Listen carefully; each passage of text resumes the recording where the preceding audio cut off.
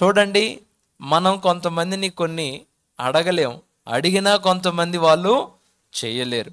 బైబిల్లోనే మనం చూస్తే ఇలానే ఓ తల్లికి పిల్లలు లేరు, సంవత్సరాలు అయింది పెళ్ళయి పిల్లలు లేకపోయేసరికి ఎంతోమంది వైద్యుల దగ్గరికి తిరిగి విసికి వేసారిపోయింది. చివరికి ఆమె వచ్చి వాళ్ళ ఆయనతో అంటది, నాకు సంతానం కలిగేటట్టు నాకు గర్భఫలం ఇయ్యని అడిగిద్ది. నాకు పిల్లలు కావాలి, నేను పిల్లలు కనేటట్టుగా నాకు సంతు దయచేయి అని అంటే వాళ్ళ ఆయన అంటాడు, అమ్మా నేనేమైనా దేవుణ్ణా గర్భఫలం ఇవ్వడానికి? నేనేమైనా దేవుణ్ణి అనుకుంటున్నావా? అది నా వల్ల ఏది కాదు, గర్భఫలము యెహోవా ఇచ్చు బహుమానమే. నేను చేయగలిగింది ఏం లేదు తల్లి. నువ్వు నన్ను అడిగితే మంచి చీర కొనిపెట్టమంటే చీర కొనిపెడతా, బంగారు నక్లీస్ కొనిపెట్టమంటే కొనిపెడతాను, ఒక మంచి రథం రెడీ చేసి ఇవ్వమంటే రెడీ చేసి ఇస్తాను. సంతానం ఇవ్వమంటే నా వల్ల అది అయ్యేది కాదు. ఏదైనా ఉంటే అన్నిటినీ సాధ్యపరచగలిగిన వాడు ఒకడున్నాడు, పోయి ఆయన దగ్గర అడుగుపో. హల్లెలూయా. మనుషులు కొన్నే చేయగలుగుతారండి, అన్నీ చేయలేరు, అన్నిటినీ సాధ్యపరచలేరు.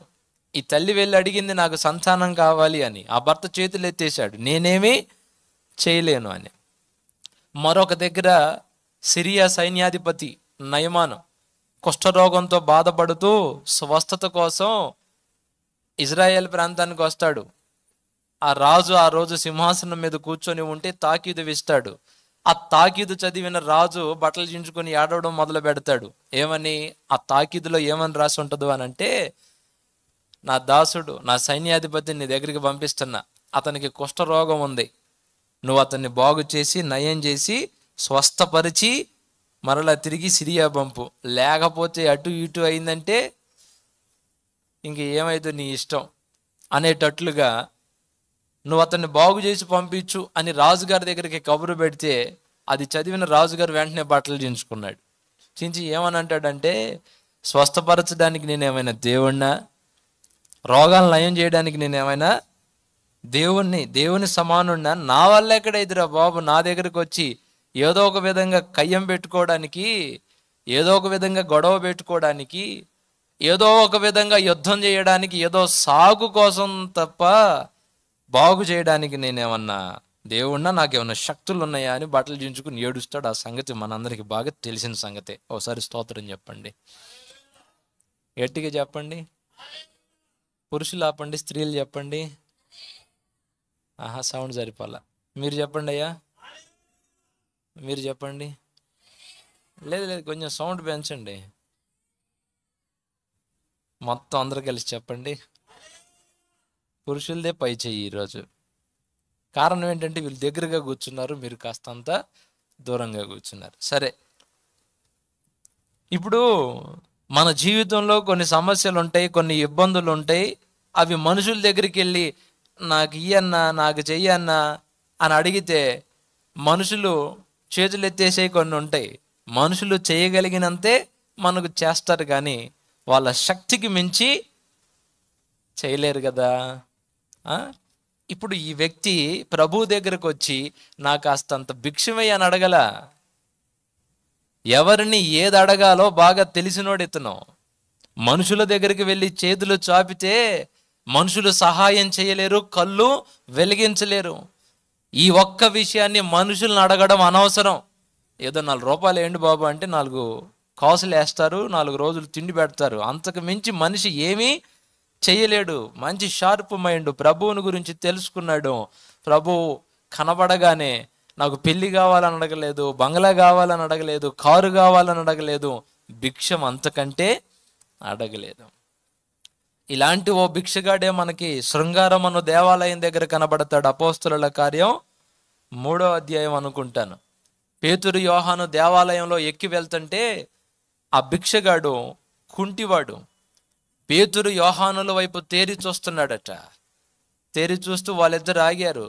ఆగితే అతని వైపు చూస్తే, బాబు ఏదో కాస్త ధర్మం చేయండి అయ్యా, మీకు పుణ్యం ఉంటుంది, ఏదో కాస్త ఒక్క కాసు వేయండి అయ్యా అని అంటే, వాళ్ళు అన్నారు నీకు ఇవ్వడానికి వెండి బంగారాలు మా దగ్గర.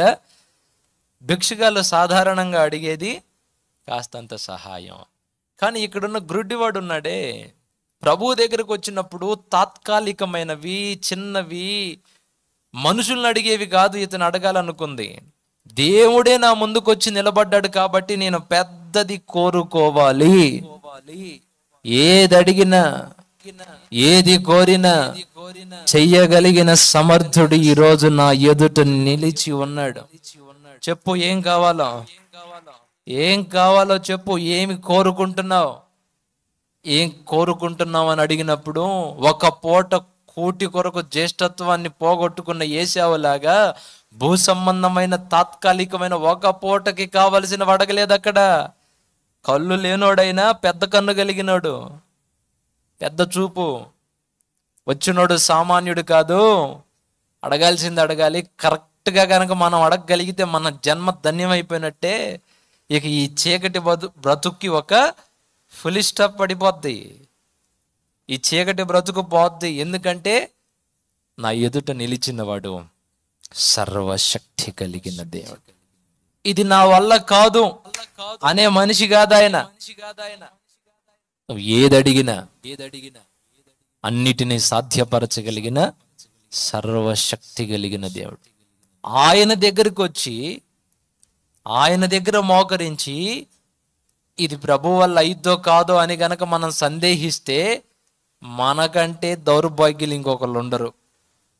అన్నిటినీ చేయగలిగిన దేవుడి దగ్గర మోకరించి, నా జీవితంలో ప్రభు ఇది చెయ్యలేడు, అది చేయలేడు, ఇదైతే చేయగలుగుతాడు, ఇప్పుడు నా జీవితం ఉన్న పరిస్థితిని బట్టి, నా ఆర్థిక పరిస్థితులను బట్టి, నా జ్ఞానాన్ని బట్టి ఇంత చాలు, ఇంతకంటే మించి ప్రభువు కూడా నా జీవితంలో కార్యం చెయ్యలేడు అని గనక నువ్వు అనుకుంటే ఇంక అంతకంటే దౌర్భాగ్యం ఇంకొకటి లేదు. హల్లెలూయా.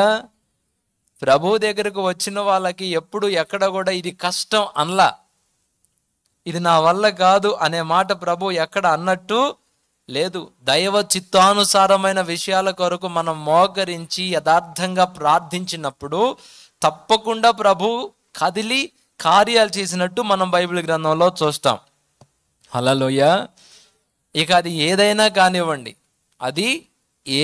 కానివ్వండి, ప్రభువుకి సమస్తము సాధ్యమే అని గుర్తుపట్టిన మనం ఆయన దగ్గరకు వచ్చినప్పుడు ఇక ఎలాంటి సందేహాలు లేకుండా, ఎలాంటి అనుమానాలు లేకుండా నిశ్చింతగా మనం ప్రభువుకి మొర్ర పెట్టొచ్చు.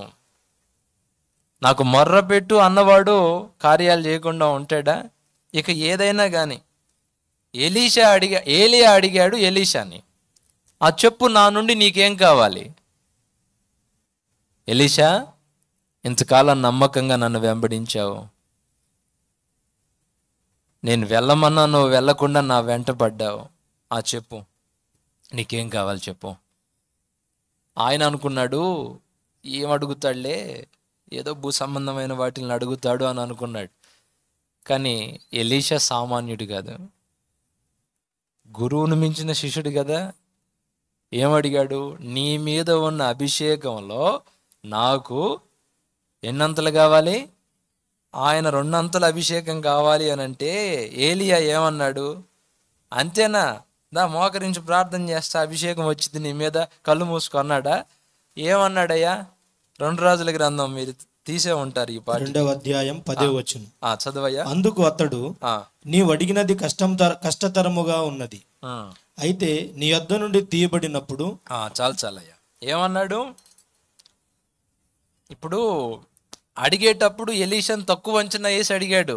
ఏం అడుగుతాడులే, ఏదో భూ సంబంధమైన విషయాలు ఏవో అడుగుతాడులే అనుకున్నాడు. కానీ ఈ వ్యక్తి ఏమడిగాడు? నీ మీద ఉన్న అభిషేకంలో నాకు 2 పాళ్ళు కావాలి అనే ఆ మాట అనేసరికి వెనక ముందు చూసుకోకుండా ఏలియా అన్నాడు, నువ్వు అడిగింది బహు కష్టతరమైనది, ఇది నా వల్ల అయ్యేది కాదు, ఇది నేను చెయ్యగలిగింది కాదు. నువ్వు అడిగింది అభిషేకం. ఏమడిగావు? అభిషేకం అడిగావు, అది నేను ఇచ్చేది కాదు. అమ్మ, చాలా కష్టమైంది అడిగావు. ఇది దేవుని నుండే రావాల్సిందే కానీ మానవ మాతృడు ఇది ఇచ్చేది. కొంతమంది సేవకులు సిద్ధపడతారు దేవుని సేవకి, పాపం ఎదురు చూస్తారు ఏదైనా అభిషేకం జరుగుతుందేమో అని. సమయం దాటుతూ ఉంటుంది, కాలం దాటుతూ ఉంటుంది, బాధపడుతూ ఉంటారు. నన్ను ఎందుకు చేయలేదు, నాకెందుకు చేయలేదని. ఇక బాధపడే వాళ్ళకి ఇక సేవకుడు చేయగలిగింది ఏముంది? ఒక 10 రూపాయలు కొబ్బరి నూనె డబ్బా తెచ్చి పారాషూట్ తీసుకొని తల మీద పోసి ఇంక పో అంటమే. ఇంక అంతకు మించి ఏం చేయగలుగుతాడు? అభిషేకం ఎక్కడి నుండి రావాలి? దేవుడు చెప్పాలి. పోసే నూనెలో ఏమైనా ఉందా? రోజు మనం పెట్టుకుంటే కొబ్బరి నూనె పెట్టి దాంట్లో ఏముంది? మనిషి కాదు కదా అది ఇచ్చేది. బాధపడే ఉపయోగం ఏముంది? కొంతమంది బాధపడుతుంటారు, నాకు అభిషేకం ఎందుకు జరగట్లేదు అని. అది దేవుని సమయం అవ్వాలి, దేవుని చిత్తం అవ్వాలి. సమయం అయినప్పుడు అన్ని దైవ సంకల్పంలో. ఇక్కడ పాస్టర్ గారి చేతులు ఎత్తేసాడు, అది నా చేతుల్లో లేదయ్యా, నేను ఇచ్చేది. ఇక్కడేమో ఎలీషా అడిగాడు, నాకు అభిషేకం కావాలి అని అడిగితే అద్భుతమైన ప్రవక్త ఏలియా చేతులు ఎత్తేసాడు, ఇది కష్టతరమైంది, నా వల్ల కాదని. మరొక దగ్గర మరో గారడి వాడు ఉన్నాడు. అభిషేకం కోసం అపోస్తుల పాదాల దగ్గర సొమ్ము తెచ్చి డబ్బు పాదాల దగ్గర పెట్టి, మీరు తల మీద చేతులు పెడితే అభిషేకం వాళ్ళ మీదకి వెళ్తుంది కదా, నేను ఎవరి మీద చేయి పెడితే, ఎవరి తల మీద చేయి పెడితే వాళ్ళ అభిషేకం పొందేటట్టు నాకు కూడా అభిషేకాన్ని ఇవ్వండి అని అడిగాడు. వాళ్ళు ఏమన్నారు? దేవుని వరాన్ని నువ్వు డబ్బుతో కొనాలనుకుంటున్నావా?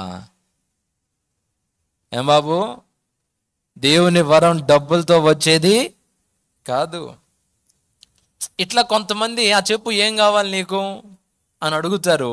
తర్వాత అవతలి వాడు అడిగితే ప్రవక్తలే కంగుదిని, ఇది కష్టతరమైందని చేతులెత్తేసిన ఘట్టాలు కూడా ఉన్నాయి. కానీ ప్రభు ఏమని అడిగాడు? నాకు మొర్ర పెట్టు, నీకు ఉత్తరం ఇస్తానని చెప్పాడు. ఎక్కడైనా ఎప్పుడైనా అరే ఇది కష్టతరమైంది అడిగావే, ఇది అయిపోయింది, టైం దాటిపోయింది, కాస్త ముందు అడిగితే చేసేవాడిని, కొంచెం ముందు మేలుకున్నట్టే ఏదైనా చేసేవాడిని. ఇప్పుడు పరిస్థితి చేదాటిపోయింది, ఇప్పుడు నేనేం చేయలేనని చేతులు ఎత్తేసిన ఘట్టం బైబిల్లో ఎక్కడైనా ఉందా? చూపిస్తారా? అప్పుడప్పుడు కొంతమంది పేషెంట్లని హాస్పిటల్కి తీసుకెళ్తే డాక్టర్లు అంటారు, సమయం మించిపోయిందండి, కాస్త ముందు తెచ్చినట్టే, ఒక అరగంట ముందు తెచ్చినట్టు ఏదైనా చేయగలిగే వాళ్ళం. ఇప్పుడు అంతా పరిస్థితి చేదాటిపోయింది, ఇప్పుడు మేము ఏమీ చేయలేము. కానీ ప్రభు ఆ మాట అన్నాడా? అడుగు అని అన్నాడంటేనే ఆయన దమ్మేంటో, ఆయన శక్తి సామర్థ్యాలేంటో, ఆయన పరాక్రమం ఏంటో నన్ను అడుగు అన్న ఆ మాటలోనే అర్థమైపోవాలి మనకి. చెప్పు, నా నుండి నువ్వు ఏం కోరుతున్నావు? ఏదైనా అడుగు చూద్దాం. అది న్యాయమైందైతే, అది నీకు అవసరమైందైతే, పరిస్థితులు ఎలా ఉన్నా, సమస్య ఎంత పెద్దదైనా, అది న్యాయమైందైతే, నీకు అవసరమైందైతే జరిగి తీరుతుంది. ఇది నా ప్రమాణం అని ఒట్టు పెట్టినవాడు మనం ఆరాధిస్తున్న దేవుడు.